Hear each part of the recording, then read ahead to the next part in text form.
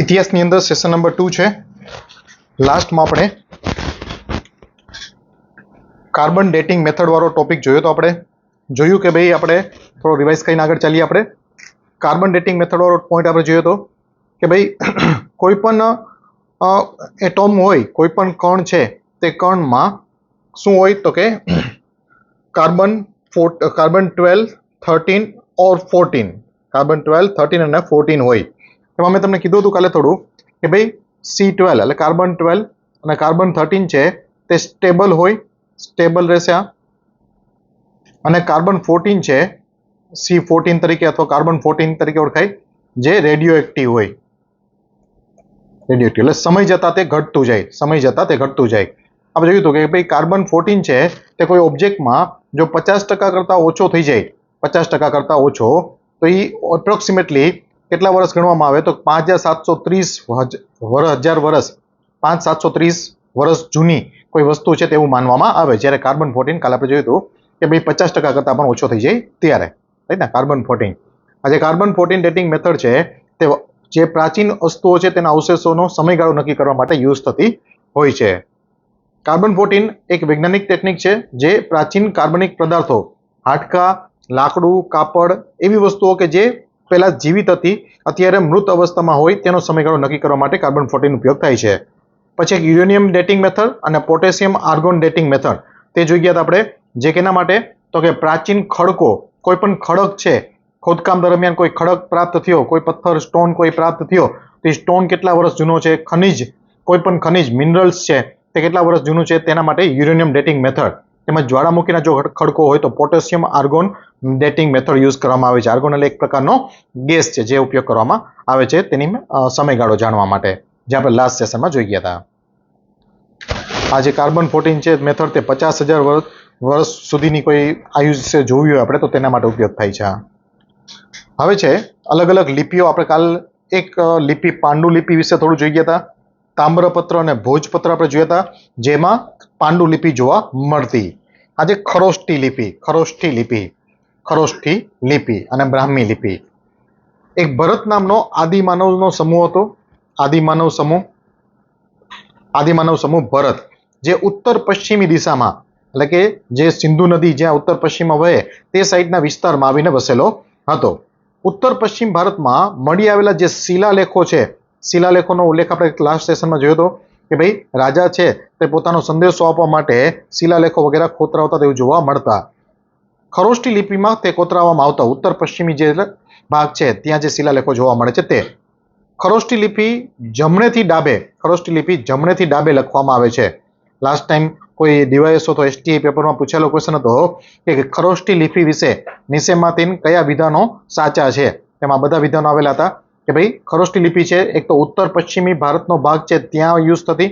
ઉત્તર પશ્ચિમી ભાગમાં જ્યાં ગાંધાર પ્રદેશ, મહાભારતના સમયમાં તેને ગાંધાર પ્રદેશ તરીકે ઓળખવામાં આવતો. હાલનો જે અફઘાનિસ્તાન વાળો વિસ્તાર છે તે, પાકિસ્તાન અફઘાનિસ્તાન વાળો વિસ્તાર છે ત્યાં તે ખરોષ્ઠી લિપિનો ત્યાં ઉપયોગ થતો. જે જમણેથી ડાબે, આપણે જેમ લખાણ લખીએ તો આપણે ડાબેથી જમણે લખીએ, આ ખરોષ્ઠી લિપિ છે તે જમણેથી ડાબે લખાતી હોય છે. ખરોષ્ઠી લિપિ છે તેને પ્રાચીન ગાંધાર પ્રદેશમાં તેનો ઉપયોગ થતો તેવું મનાય છે. પ્રાચીન ગાંધાર પ્રદેશમાં એટલે ખરોષ્ઠી લિપિને ગાંધારી લિપિ તરીકે પણ ઓળખવામાં આવે છે. ગાંધારી લિપિ તરીકે ખરોષ્ઠી લિપિનો ઉપયોગ ભારતીય ઉપખંડના ઉત્તર પશ્ચિમ બહારથી અફઘાનિસ્તાનથી થઈને મધ્ય એશિયા સુધી તે લોકો યુઝ કરતા તેવું માનવામાં આવે છે. એટલે એનો ઉપયોગ કઈ બાજુ હતો તો કે ભારતનો જે ઉત્તર પશ્ચિમી ભાગ છે, ઉત્તર પશ્ચિમી ભાગ એટલે કે અફઘાનિસ્તાન વાળો વિસ્તાર છે ત્યાંથી મધ્ય એશિયા સુધી એનો ઉપયોગ થતો. ખરોષ્ઠી શબ્દની ઉત્પત્તિ અંગે એવો તર્ક છે કે ખર એટલે કે ગર્દભ અને પોસ્ત એટલે કે એક ઈરાની શબ્દ છે એટલે કે ચામડું, એટલે કે ચામડું, ચામડા પરનું લખાણ તેવું માનવામાં આવે છે ખરોષ્ઠી લિપિ માટે.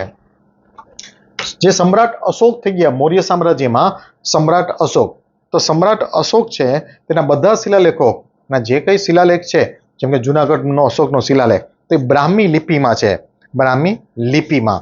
પરંતુ સમ્રાટ અશોકના 2 શિલાલેખો છે કે જે ખરોષ્ઠી લિપિમાં લખાયેલા છે, શાબાઝ ગઢીનો અને માનસેરાના શિલાલેખ. આ પ્રશ્ન આવેલો છે કે ભાઈ સમ્રાટ અશોકના કયા શિલાલેખો ખરોષ્ઠી લિપિમાં લખાયેલા છે, તો શાબાઝ ગઢી અને માનસેરાના જે શિલાલેખ છે તે ખરોષ્ઠી લિપિમાં લખાયેલા છે. ત્રીજી સદી સુધી પંજાબના પ્રદેશમાં ચાલુ રહી હતી, ત્યારબાદ ભારતમાંથી તે લુપ્ત થઈ ગઈ.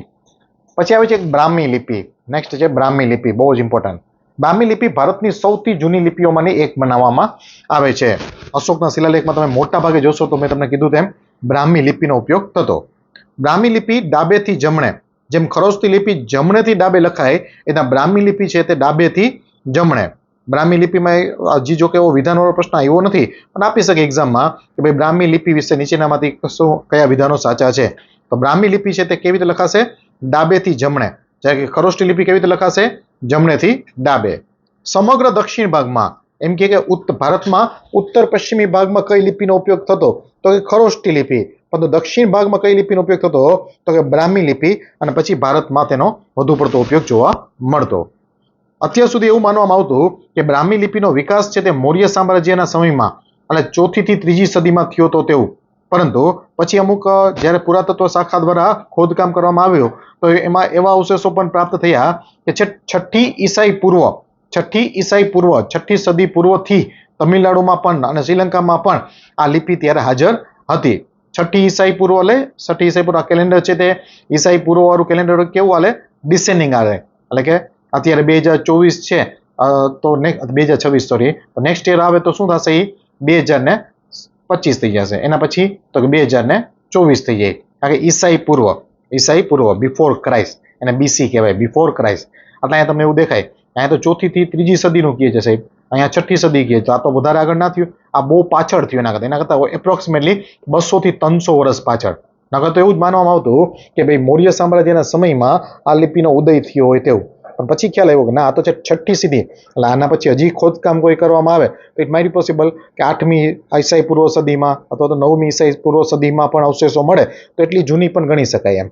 અત્યાર પૂરતું હાલ ફિલહાલ છઠ્ઠી ઈસાઈ પૂર્વ સુધીની સમયગાળાની મનાય છે. બ્રાહ્મી લિપિ એકમાત્ર એવી લિપિ છે કે જેમાં વ્યંજનો ઉપર માત્રા લગાડવામાં આવે છે. વ્યંજન ઉપર માત્રા, એટલે આ લિપિને માત્રાત્મક લિપિ તરીકે પણ ઓળખાય છે. આ લાઈન પૂછાયેલી એક્ઝામમાં છે કે નીચેનામાંથી કઈ લિપિ ઉપર માત્રાનો ઉપયોગ થતો? તો બ્રાહ્મી લિપિ છે તેમાં માત્રાનો ઉપયોગ થતો. બેનો ડિફરન્શિએટ ખાસ વાંચતો ને તો તમને વધારે સરસ રીતે યાદ રહે. બીજા નંબરમાં તમને મેં કીધું હતું કદાચ કે નહીં, કે તમારું જે પેજ છે એમાં ઉપર ઘણી જગ્યા છે જેમાં તમારે અમુક શોર્ટ નોટ્સમાં, બુલેટ ફોર્મમાં શોર્ટમાં ખાલી ટેકવી દેવાય, એટલે કે એકદમ રિવિઝન કરવા ટાઈમે ફટાફટ તમે રિવાઇઝ કરી શકો એવી રીતના. જેથી કરીને એક્ઝામ ટાઈમે આખા પેજ ના વાંચવા પડે અને ખાલી તમે બુલેટ્સ વાંચી લ્યો તો તમારું કામ થઈ જાય. જોઈ લો, બહુ ઇમ્પોર્ટન્ટ સ્લાઇડ છે, આમાંથી પૂછાય છે ક્વેશ્ચન.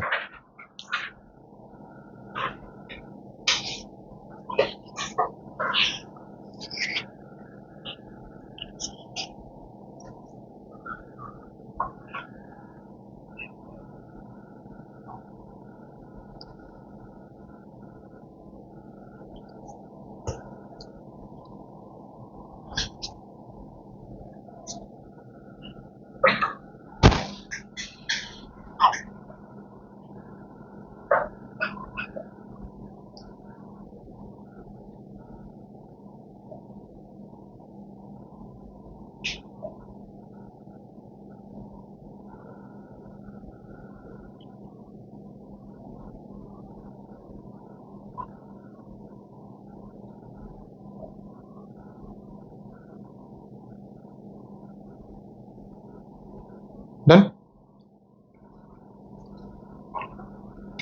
કોઈ ડાઉટ?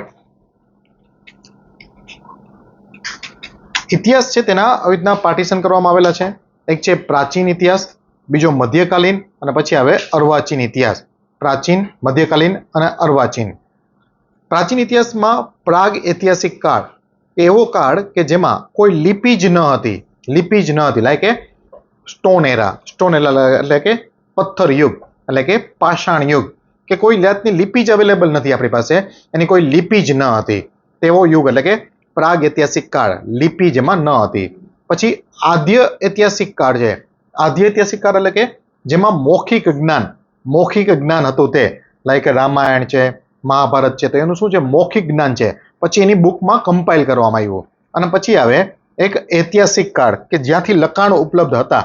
અહીંયા આ કાળના જે વસ્તુઓ છે તેને વધારે પડતો આપણે સચોટ ગણી શકીએ ખરા, કારણ કે એનું લખાણ અવેલેબલ છે એટલે થોડુંક સચોટ આપણે ગણી શકીએ. પણ બાકી જે મૌખિક જ્ઞાન અને જ્યારે લિપિ જ ન હતી તે બધી વસ્તુ મોટા ભાગે કેનાથી હાલે? અનુમાનથી, કે ભાઈ આવું હશે, આમ હતું, આમ કદાચ થયું હશે, આવી રીતના હશે, લાઈક ધેટ એવું. અથવા તો કોઈ ચિત્રો એવા બનાવ્યા હોય તો એ ચિત્ર ઉપરથી એવું રીતના જોયું હોય તો એના પરથી આઈડિયો લગાડી શકીએ. બાકી એમાંથી સચોટ આપણે કંઈ જ્ઞાન આપણે મળી શકે નહીં. પરંતુ ઐતિહાસિક કાળની વાત કરીએ એમાંથી તો આપણે લખાણ અવેલેબલ હતું. પ્રાચીન જે પ્રાગૈતિહાસિક કાળ છે તેમાં પાષાણ યુગ, મેં તમને કીધું કે પથ્થર એરા, સ્ટોન એરા તરીકે ઓળખાય. પાષાણ એટલે કે પથ્થરનો સમાનાર્થી શબ્દ. એને પાછા 3 પાર્ટમાં ડિવાઈડ કરવામાં આવે: પાષાણ યુગ, મધ્ય પાષાણ યુગ અને નૂતન પાષાણ યુગ. આને કહેવાય સ્ટોન એરા એટલે કે પથ્થરનો યુગ. પથ્થરનો યુગ શું કરવા કહીએ? કારણ કે મોટા ભાગે ત્યારે માણસો છે જે કંઈ પણ આદિમાનવ હતા તે બધા શું કરતા? પથ્થરનો ઉપયોગ કરતા. શિકાર કરવા માટે હોય અથવા કંઈક ખોદવું હોય, કંઈક બાંધકામ કરવું હોય તો એ લોકો પથ્થરનો ઉપયોગ મુખ્યત્વે કરતા. અત્યારે કેમ આપણે અત્યારે તમે જોવા જાઓ તો મોટા ભાગે અત્યારે કેનો ઉપયોગ થતો જાય છે? તો હમણાં સુધી તો લોખંડનો ઉપયોગ સૌથી વધારે થતો. હવે તમે જોવા જાઓ તો પ્લાસ્ટિકનો ઉપયોગ બહુ વધારે પડતો થવા માંડ્યો. હવે તો રોડ પણ પ્લાસ્ટિકના બને છે. તમે મકાન બનાવે તેમાં જે બીમ કોલમમાં જે સળિયા નાખી, સળિયા હચોડા પ્લાસ્ટિકના આવવા માંડ્યા. પ્લાસ્ટિકના સળિયા, કે ભાઈ તમે જુઓ તો પુલ બને છે તો પુલમાં પ્લાસ્ટિકના સળિયા, એમ સિમ્પલ. તો પ્લાસ્ટિકના સળિયા આવવા માંડ્યા. તો એ ટાઈપનો ઉપયોગ અત્યારે જોવા જઈએ તો પ્લાસ્ટિક એરા, આપણે કયા એરામાં રહી છીએ? તો કે પ્લાસ્ટિક એરામાં રહી છીએ આપણે, પ્લાસ્ટિક યુગમાં. તો આ પાષાણ યુગ છે જેમાં પથ્થરનો ઉપયોગ કરવામાં આવતો. પ્રાચીન પાષાણ યુગનો સમયગાળો છે તે લગભગ 5 લાખથી 10,000 ઈસાઈ પૂર્વ પહેલાનો સમય કહેવાય છે, જેને પેલિયોલિથિક એરા કહેવાય. પ ફોર પ્રાચીન પાષાણ યુગ, પ ફોર પેલિયોલિથિક એરા. મધ્ય પાષાણ યુગ એટલે કે મેસોલિથિક એરા, જે 10,000 થી 6,000 ઈસાઈ પૂર્વ. તમે જો યર સદી છે તે ઘટતી જશે કારણ કે ઈસવીસન પૂર્વ વાળું છે, રાઈટ ને, ઈસવીસન પૂર્વ. નૂતન પાષાણ યુગ છે એટલે કે નિયોલિથિક એરા, જે 6,000 થી 1,000 ઈસાઈ પૂર્વ વર્ષ પહેલાનો કહેવાય છે સમયગાળો. તે સમયગાળો નૂતન પાષાણ યુગ. આ યુગમાં તમે જોવા જાઓ તો મુખ્યત્વે બહુ જાજુ કોઈ ડિટેલ ક્યારે એક્ઝામમાં આવેલી નથી, પરંતુ અમુક નાના નાના પોઈન્ટ છે જેમાંથી આવશે, જે હમણાં આપણે ડિટેલમાં થોડા જોઈશું ખરા. જોઈ લો.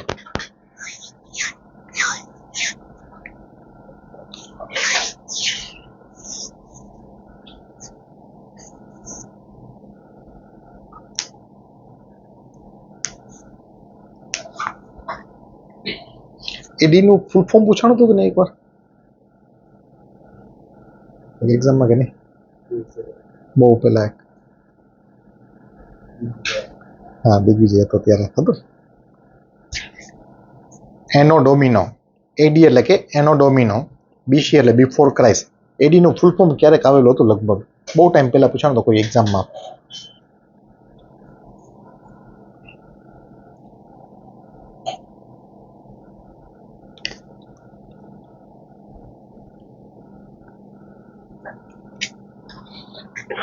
પૃથ્વીની ઉત્પત્તિ લગભગ 450 થી 460 કરોડ વર્ષ પહેલા થઈ હોય તેવું અનુમાનિત ગણવામાં આવે છે. પૃથ્વીની ઉત્પત્તિ લગભગ 460-450 કરોડ વર્ષ પહેલા થઈ હોય તેવું.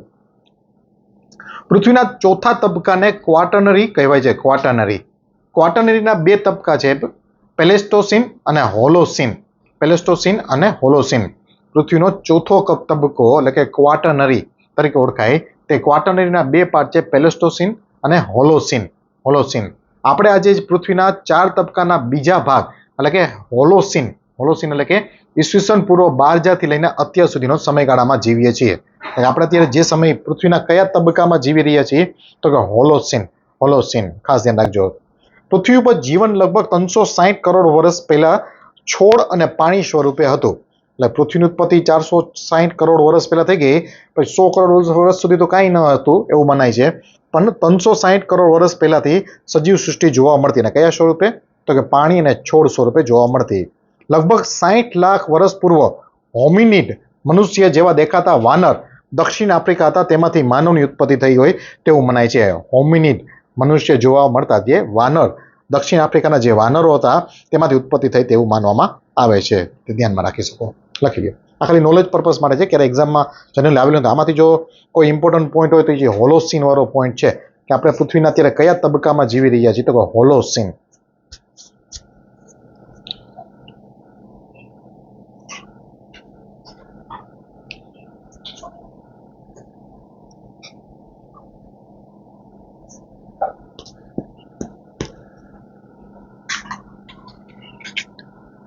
ઉત્ક્રાંતિવાદ એટલે કે સમય અંતરાલે માણસના કદ, આકાર, ઉંમર વગેરેમાં ફેરફાર જોવા મળે છે. પહેલાનો જે મનુષ્ય હતો ને, જે આદિમાનવ ને એ પહેલા, ત્યારે એ લોકો છે ને વધીને 20, 24, 25 વર્ષ જેટલી જ આયુષ્ય જીવતા. પછી વચમાં માણસો એવા બહુ વધારે લાંબી આયુષ્ય જીવતા. હવે વળી પાછા ઓછી આયુષ્ય વાળા જીવવા માંડ્યા છે. હવે થોડીક આયુષ્ય છે તે ઘટી ગઈ. ધીમે ધીમે લગભગ પાછું અહીંયા હતું અહીંયા પહોંચી જશે લગભગ સિમ્બલ. પાછું 24, 25 વર્ષે પછી આવી જાય તો કંઈ નવાય નહીં એમ સિમ્બલ.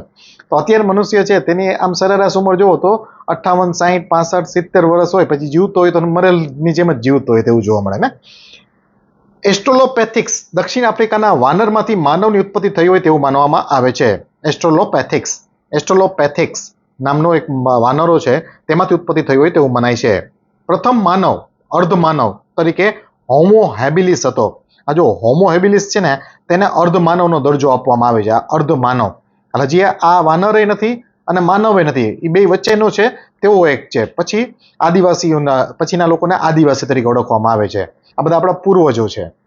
હોમો ઇરેક્સ છે. હોમો ઇરેક્સ હકીકત છે. હોમો ઇરેક્સ એ પ્રથમ પથ્થરની કુહાડી. આ જે હોમો ઇરેક્સ છે તેને પથ્થરની કુહાડી એટલે કેવી રીતે? તો કે લાકડાનું એક ઠુંડું હોય તો લાકડાનું એક દાંડિયામાં આગળ ધારદાર કોઈ પથ્થર હોય એને ઝાડની જે બળવાઈ હોય તેનાથી બાંધી દઈએ, જેનો ઉપયોગ પછી શિકાર તરીકે કરે. કારણ કે ત્યારે કંઈ કુહાડી ને બધી મશીન ગન ને એવું બધું હતું નહીં ત્યારે, એટલે કુહાડી બનાવેલી હતી. તે સિવાય તેને અગ્નિની શોધ પણ કરી હતી હોમો ઇરેક્સ દ્વારા. આધુનિક માનવની ઉત્પત્તિ હોમો સેપિયન્સ આધુનિક માનવ છે તેને હોમો સેપિયન્સ તરીકે ઓળખવામાં આવે છે. આપણું સાયન્ટિફિક નામ થયું હોમો સેપિયન્સ.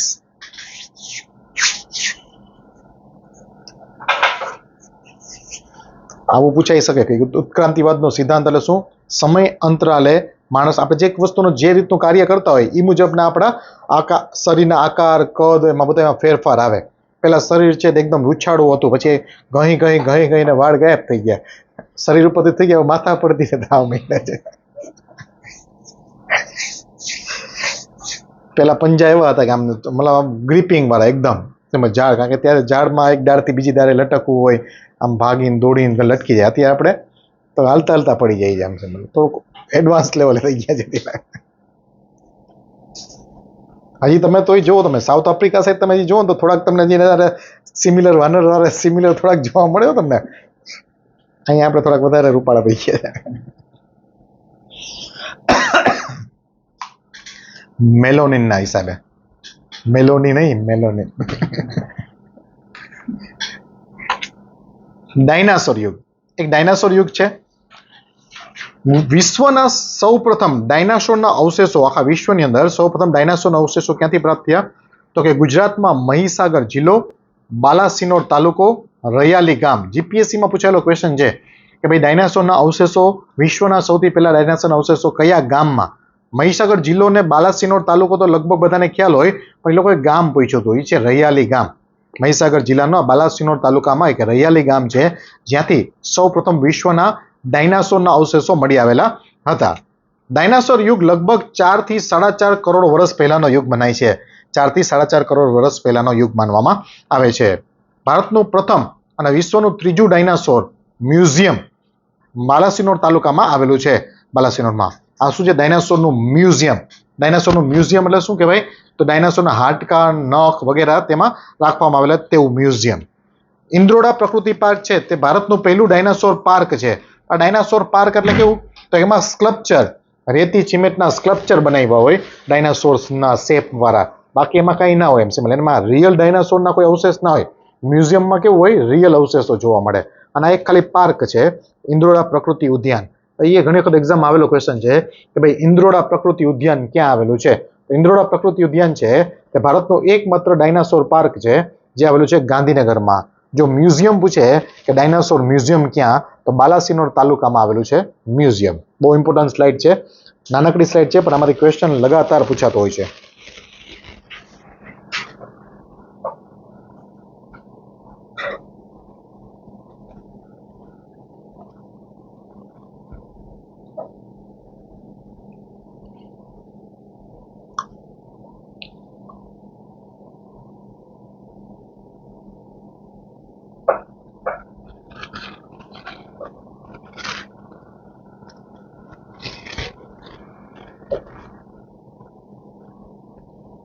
ક્લિયર છે? Very important slide. હા, જેમ જોયું આપણે કે ભાઈ પાષાણ યુગના 3 ભાગ કર્યા હતા. આપણે જોયું પ્રાચીન પાષાણ યુગ, તેમાંનું છે પેલું પ્રાચીન પાષાણ યુગ એટલે કે પેલિયોલિથિક એરા, 10,000 ઈસાઈ પૂર્વ વર્ષ પહેલાનો સમયગાળો. આદિમાનવ સંસ્કૃતિનું પ્રથમ સોપાન મનાય છે. એવું મનાય છે કે આ સમયગાળાથી આદિમાનવો અસ્તિત્વમાં આવ્યા હોય તેવું માનવામાં આવે છે. શિકાર કરતા, ભટકતું જીવન ગાળતા, આમાંથી કોઈ પ્રશ્ન કંઈ ખાસ આવે એવું કંઈ દેખાતું નથી. અને ગુફાઓમાં રહેતા, સમૂહમાં રહેતા, જેથી કરીને કોઈ મોટું પ્રાણી છે તે મોટા પ્રાણીનો શિકાર કરવો સહેલો રહે. ઉપયોગ હથિયાર તરીકે પથ્થરનો ઉપયોગ તે લોકો કરતા. આવા ધારદાર પથ્થર હોય, પથ્થરનો ઉપયોગ કરે તે કોઈ પણ વસ્તુ મારવા માટે, કાપવા માટે વગેરે માટે. તો આદિમાનવનું પ્રથમ સોપાન એટલે કે પ્રાચીન પાષાણ યુગ એટલે કે પેલિયોલિથિક એરા, 10,000 ઈસાઈ પૂર્વ વર્ષ પહેલાનો સમયગાળો.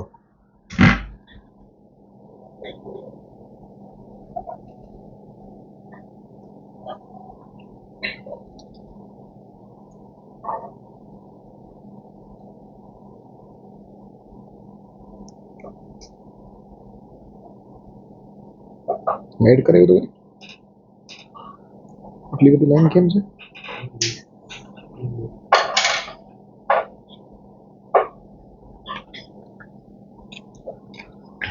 પછી જે મધ્ય પાષાણ યુગ 10,000 થી લઈને 6,000 ઈસાઈ પૂર્વનો સમયગાળો. અહીંયા તે લોકો ચામડા એટલે કે કોઈ પ્રાણીને મારી નાખેલો હોય તો પછી પ્રાણીને ચામડું હોય તે પહેરતા, તેમજ વૃક્ષોની છાલ અને પાંદનો ઉપયોગ વસ્ત્ર તરીકે કરતા થયા હતા. મધ્ય પાષાણ યુગથી વાતાવરણ ધીરે ધીરે ગરમ થવા માંડ્યું, એટલા માટે શું થયું? સજીવ સૃષ્ટિ પોસિબલ થઈ. નકર પહેલા પૃથ્વી છે તે એક બરફીલો ગોળો હતો, પછી ગરમી વધતી ગઈ એટલે જળ એટલે પાણીનો વિકાસ થયો અને પાણીના હિસાબે સજીવ સૃષ્ટિ પોસિબલ થઈ. બાણ અને તીરનો યુગ પણ તરીકે પણ ઓળખાય છે મધ્ય પાષાણ યુગને. પશુ અને વિવિધ વનસ્પતિઓનો વિકાસ પણ જોવા મળે છે અહીંયા.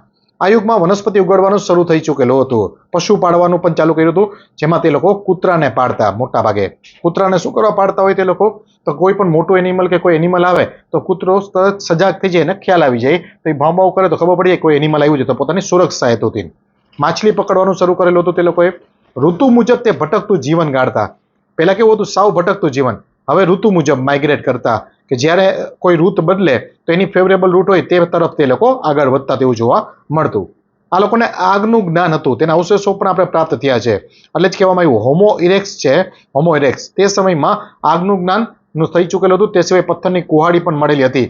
અગ્નિની શોધ પણ તે લોકોએ કરેલી હોમો ઇરેક્સ દ્વારા. આ કેવી રીતે આપણે આઈડિયો આવે? તો કે રાખના અવશેષો દક્ષિણ ભારતમાં કુર્નુલ છે, જેમાંથી રાખના અવશેષો પ્રાપ્ત થયા હતા. હવે રાખના અવશેષોનો જ્યારે સમયગાળો કાઢવામાં આવ્યો તો 10,000 થી 6,000 ઈસાઈ પૂર્વની વચ્ચેનો સમયગાળો મળ્યો હોય તો એમ ખ્યાલ આવી જાય કે આ છે તે મધ્ય પાષાણ યુગમાં એટલે કે મેસોલિથિક એરાના સમયથી આ લોકોને આગનું જ્ઞાન હશે, કારણ કે તો જ રાખના અવશેષો પ્રાપ્ત થયા હોય ને. એવું લખીને ના ગયા હોય કે અમને આગનું જ્ઞાન છે, આવનારી પેઢી ધ્યાનમાં રાખે. એટલે એવું ત્યાં લખાણ કે લિપિ ન હતી, પણ આપણે જે અવશેષો પ્રાપ્ત થયા હોય તે અવશેષોમાંથી આપણે નક્કી કરી શકીએ કે ભાઈ આ કયા સમયગાળામાં થયેલી હતી ઘટના. બહુ જ ઇમ્પોર્ટન્ટ આમાં કહી શકીએ પોઈન્ટ તો કયો? આગવાળો. કે આગનું જ્ઞાન ક્યારથી? તો કે મધ્ય પાષાણ યુગ. કોને? હોમો ઇરેક્સ દ્વારા. તે સિવાય પથ્થરની કુહાડી પણ હોમો ઇરેક્સ દ્વારા. આગના અવશેષો, રાખના અવશેષો ક્યાંથી પ્રાપ્ત થયેલા? તો કે દક્ષિણ ભારતમાં કુર્નુલ ખાતેથી. કુર્નુલ.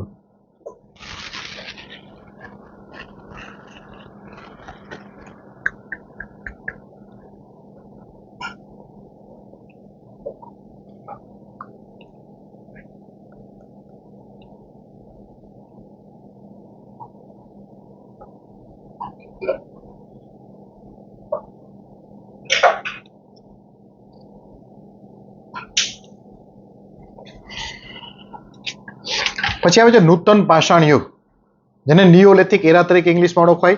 6,000 થી 1,000 ઈસાઈ પૂર્વ વર્ષ પહેલાનો સમયગાળો. આમાં પૈડા ચક્રની શોધ થઈ હતી. આદિમાનવ છે તે સ્થાયી જીવન નદી કિનારે સ્થાયી જીવન તે લોકોએ ચાલુ કર્યું. જેમ તમે જોઈ શકો, આ નદી કિનારે શું કરવા જીવતા હોય તે લોકો? મેં તમને કીધું હતું પાણીની સરળતાથી અવેલેબિલિટી મળી જાય એટલા માટે તે નદી કિનારે સ્થાયી જીવન શરૂઆત કરેલી. પશુપાલન અને કૃષિની શરૂઆત પણ થઈ ગઈ હતી. ઘડેલા હથિયારો પણ જોવા મળતા. અહીંયા સૌથી ઇમ્પોર્ટન્ટ વસ્તુ કઈ છે નૂતન પાષાણમાં? તો પૈડા ચક્રની શોધ થઈ ગઈ હતી. લાકડાનું પૈડું હતું તેની શોધ કરવામાં અહીંયા આવેલી હતી. એ ચક્ર જો અત્યાર પછી ચક્રનો ઉપયોગ કેટલો છે તમે જોઈ શકો. હરેક મશીનરીમાં, વ્હીકલ્સમાં એ ચક્રનો ઉપયોગ થાય, જેના હિસાબે આપણી લાઈફ છે તે બહુ જ સરળ થઈ. કોઈ ભારદાર વસ્તુ હોય, વજનદાર વસ્તુ હોય, તો એને આપણે સરકાવીએ તો ઇટ્સ વેરી ડિફિકલ્ટ, પણ ચક્રના મારફતે આપણે બહુ એને ઇઝીલી એને સરકાવી શકીએ. તો તે લોકો પાસે ત્યારે એવું કોઈ વિજ્ઞાન ન હતું, પણ તે લોકો વિજ્ઞાન કરતાં પણ ઘણા આગળ નીકળી ચૂક્યા હતા તેવું જોવા મળે છે. તે લોકો આરાધ્ય દેવ સૂર્ય અને ચંદ્ર, અગ્નિ અને માનતા, તેમજ વરુણની પૂજા કરતા તેવું જોવા મળતું. તે લોકો શું માનતા કે જે છે તે આ જ છે, એમ કે સૂર્ય આપણે પ્રકાશ આપે છે, ચંદ્ર રાત્રિના શીતળતા આપે છે, જ્યારે કે અગ્નિ છે તેના હિસાબે આપણે મતલબ જે કંઈ પણ ફૂડ છે તે પકાવી શકીએ છીએ, પવન છે તે આપણે પ્રાણ આપણે એનાથી ચાલે છે, એટલે બધા માનતા એ વસ્તુ, અને પ્રેક્ટિકલ વસ્તુ છે તે લોકો તેની પૂજા કરતા તેવું જોવા મળતું. પછી હવે સમયગાળામાં હવે ફરી ગયો, હવે આપણે બધી અલગ અલગ રીતની પૂજા પાઠ કરીએ છીએ તેવું જોવા મળે છે. આ લોકો બહુ પ્રેક્ટિકલ હતા, જે વસ્તુ એને મળતી તેનાથી તે લોકો તેની કદર કરતા અને તેની જ વસ્તુ જોતા. જોઈ લો.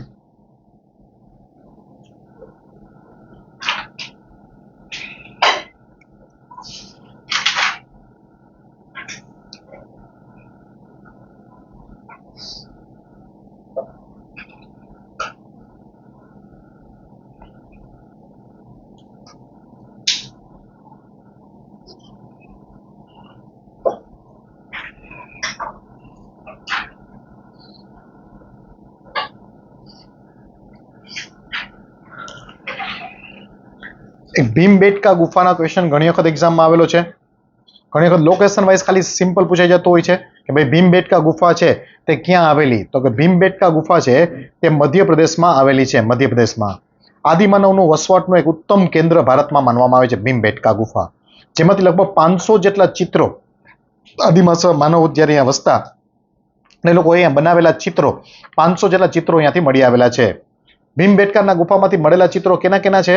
પક્ષીના ચિત્રો છે, હરણ વગેરે પ્રાણીઓના ચિત્રો છે, લાકડા ભાલાના ચિત્રો છે. આ ચિત્રો પરથી આપણે થોડો આઈડિયા આવી શકે કે આવી બધી વસ્તુ ત્યારે હશે એમ. પછી મેસોલિથિક નર્તકો છે, નૃત્ય કરતા હોય તેવા, નૃત્યનો આવિષ્કાર થયો હશે એમ. ભલે અત્યાર પ્રમાણે બહુ મતલબ ફોરવર્ડેડ ના હોય એમ, પણ કદાચ ત્યારે એ નૃત્ય કરતા તેવું જોવા મળતું. શિંગડાવાળા બોવાઇન, એક માણસને ઉપર હુમલો કરતો હોય એક એનિમલ, તેવા ચિત્રો પ્રાપ્ત થયા છે. લોકો પ્રાણીનો શિકાર કરતા હોય તેવા, શસ્ત્રો સાથે ઘોડા પર સવાર લોકો, સેના બેના બનાવી હોય તેવું લાગી શકે આપણે. હાથી સવારી કરતો હોય એવો માણસ, આવા બધા ચિત્રો છે તે તેમાંથી પ્રાપ્ત થયેલા ભીમબેટકા ગુફામાંથી, તે ધ્યાનમાં રાખી શકો. તે ચિત્રો માટે તે લોકો પ્રાકૃતિક રંગો, એટલે કે નેચરલ કલર, કોઈ આર્ટિફિશિયલ કલર તો ત્યારે હતા નહીં, એટલે પ્રાકૃતિક કલર છે તેનો ઉપયોગ તે લોકો કરતા. પ્રાકૃતિક કલરના ઉપયોગ જોવા મળે છે, જેમાં લાલ અને સફેદ રંગના મુખ્યત્વે કલરો જોવા મળે છે. ભીમબેટકાની શોધ છે તે વીએસ વાંકંકર દ્વારા 1957માં કરવામાં આવેલી હતી. વીએસ વાંકંકર દ્વારા 1957ની અંદર. પ્રાગૈતિહાસિક કાળ, પેલિયોલિથિક એરા, મેસોલિથિક એરા વગેરે સમયગાળામાં તેમાં વસવાટ કરતા હોય તેવું મનાય છે. આ એક યુનેસ્કોની હેરિટેજ સાઇટ છે. હવે હમણાં જ કોઈ એક્ઝામ, લગભગ ટેટની એક્ઝામ જ કોઈમાં ક્વેશ્ચન હતો, નીચેનામાંથી કઈ હેરિટેજ સાઇટ નથી, એવી રીતના. તો હેરિટેજ સાઇટ એટલે શું કહેવાય? વિશ્વ વિરાસત સ્થળ. વિશ્વ વિરાસત સ્થળ એટલે કે હેરિટેજ સાઇટ, એટલે કોઈ પ્રાચીનતમ સાઇટ હોય તેના રીડેવલપ કરવા માટે અથવા તો તેની ઇમ્પોર્ટન્સ વધારવા માટે થઈને યુનેસ્કો છે તે તેને હેરિટેજ સાઇટની યાદીમાં સમાવેશ કરતી હોય તેવું જોવા મળે. તો યુનેસ્કો દ્વારા વર્લ્ડ હેરિટેજ સાઇટમાં ભીમબેટકાને સમાવેશ કરવામાં આવેલું છે. 10 કિલોમીટરથી પણ વધુ વિસ્તરેલી છે, જેમાં 750 જેટલી ગુફાઓ આશ્રય છે એમાં તેવું જોવા મળે છે. બહુ જ ઇમ્પોર્ટન્ટ સ્લાઇડ છે આ પણ.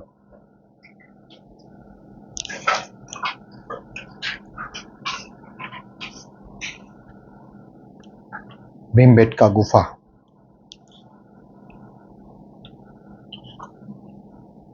આદિમાનવનું સૌથી ઇમ્પોર્ટન્ટ મહત્વનું સ્થાયી સ્થળ તો એવું મનાય છે.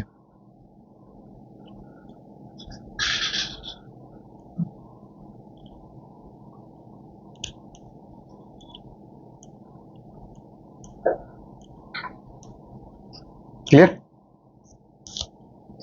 ઇમ્પોર્ટન્ટ શબ્દોને વ્યવસ્થિત હાઇલાઇટ કરી નાખવાનું ભાઈ.